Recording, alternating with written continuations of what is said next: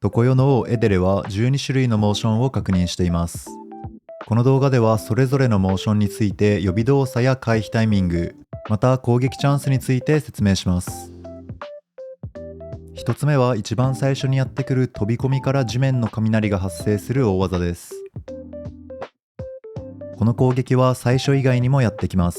このようにフィールド全体が紫色になるのが分かりやすい予備動作です。この場合は飛び込みの前に雷の爆発が発生します。近くにいると先ほどの雷の爆発のダメージを受けてしまうので、この予備動作を見たら走ってできる限り遠くまで離れましょう。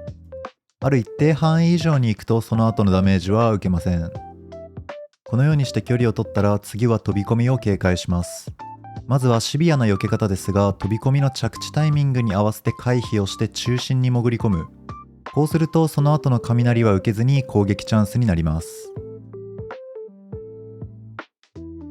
安定して避けたい場合はこの飛び込みの限界距離まで離れると最初の飛び込みは避ける必要がありません。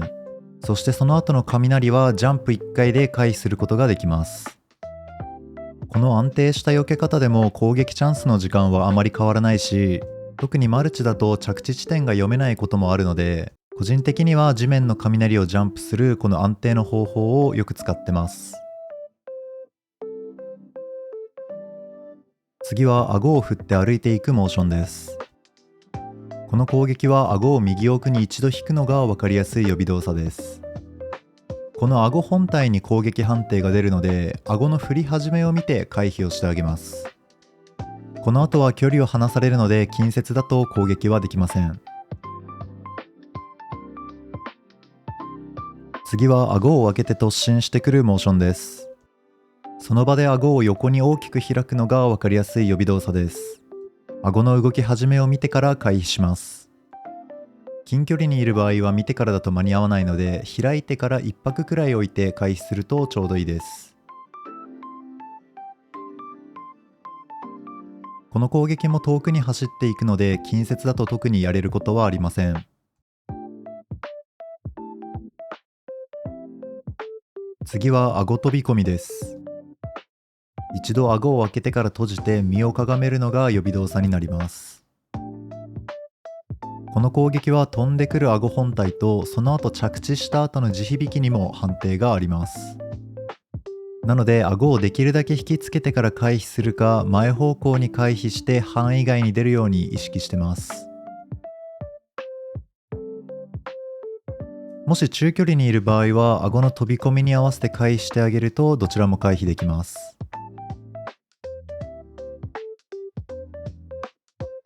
次は2連続の噛みつきです。顎を大きく左に回すのが予備動作です。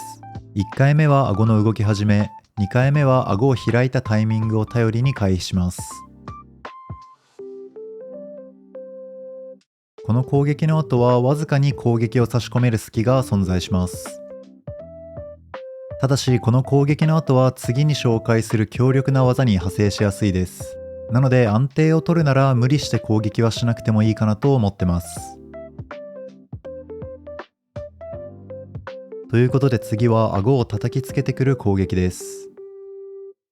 この攻撃は顎を引いた後に高く上げるのが分かりやすい予備動作です。この叩きつけてくる顎と地面の衝撃、そして最後に雷に判定があります。叩きつけの衝撃と雷はジャンプで回避することができます。顎を上げる予備動作を頼りにタイミングを覚えるといいと思います。また距離が遠ければ当たらないので後ろに走ってから雷だけ避けるというのもありです。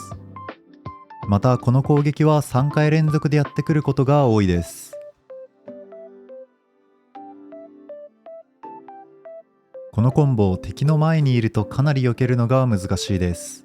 1回目は先ほどと同様に避けますが、この後に顎の振り上げからまた2回目の叩きつけ、そして3回目の叩きつけにつながります。特に1回目の叩きつけの後の振り上げが厄介なので、正面に立っている場合は距離を取る方向に回避するのがおすすめです。そして叩きつけはどれも顎が頂点に上がるのを確認してタイミングを測ります。この後は少し長めの後隙があるので攻撃チャンスです。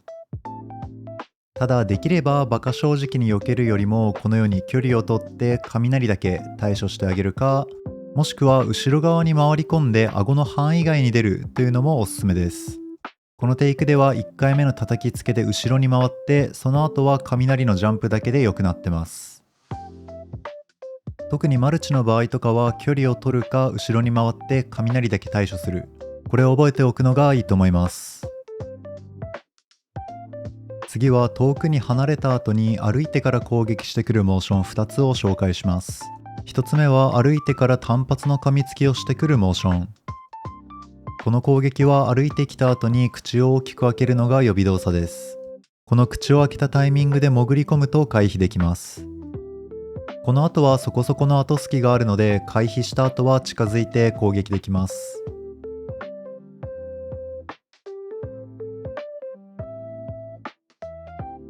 次は歩いてから2連続で噛みついてくるモーション。この攻撃はさっきの単発噛みつきよりもかなり出が早いです。口を開けてすぐ回避するくらいのタイミングです。距離によっては2回当たるので2連続で回避をしていますが、回避は1回だけにして後隙に攻撃しに行くっていうのもありだと思います。次に高速攻撃を2種類紹介します。1つ目は単発の高速です。高速攻撃の音とともに口を一度上に上げてから口を開いて地面に置くのが分かりやすい予備動作です。突進速度がかなり速いので、開いた口を地面に置いたのを見たくらいで回避していいと思います。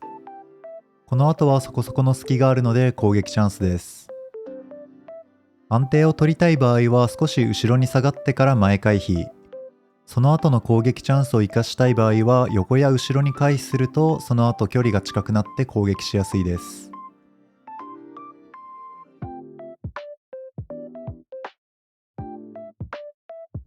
次は2連続の高速攻撃です。口を大きく開けながら左上に上げるのが分かりやすい予備動作です。最後に口が大きく開いたくらいが回避のタイミングになります。またこの攻撃は足元にいたら当たりません。そして2回の高速攻撃の後は後隙がそこそこあるので攻撃チャンスになります。